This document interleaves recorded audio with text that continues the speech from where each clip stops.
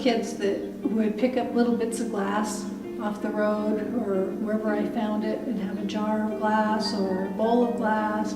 It's just always fascinated me from the time I was little.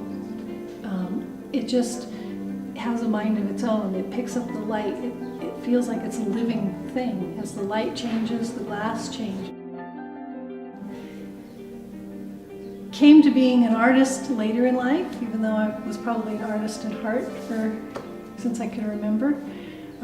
But my life was spent working with animals, and I worked in zoos for 26 years, and then later in life I went to school and became a veterinarian. And through circumstances that came up, I ended up in Albuquerque taking care of my mom who had dementia, and this gave me an opportunity to just really do my artwork with the glass. And it's just unfolded. It's been wonderful therapy, and I just love it. I was one of those kids who would find a piece of broken glass and put it in my pocket, and I've just always loved glass. Glass has a life of its own. When you're working with glass, it has all sorts of qualities that you have to learn and understand what it's going to do. And the best thing is to let the glass do what it wants and not try to manipulate it too much. Know what its qualities are, what the process is, and kind of work with it. And so when I make pieces, I know how the glass will react, or I think I do, and I'll use that quality in a piece rather than having a piece in mind and thinking I'm going to make the glass do this, because it won't.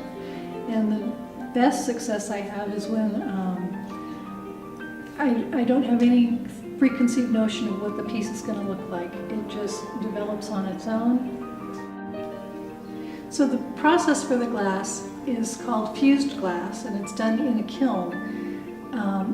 And depending on the temperature and the length of time in the kiln, you get different effects. So some of the pieces that I make will go through a 2 or 3 step process, where the first step might create a base layer of glass, and then the second firing, I'll add some more pieces, do some more manipulation, fire it to a lower temperature, and that's how I get the relief in there. So instead of being one flat piece of glass, you have a little more texture in it. Some of the pieces that are fired will be in the kiln for 36 to 48 hours for that whole process to come through.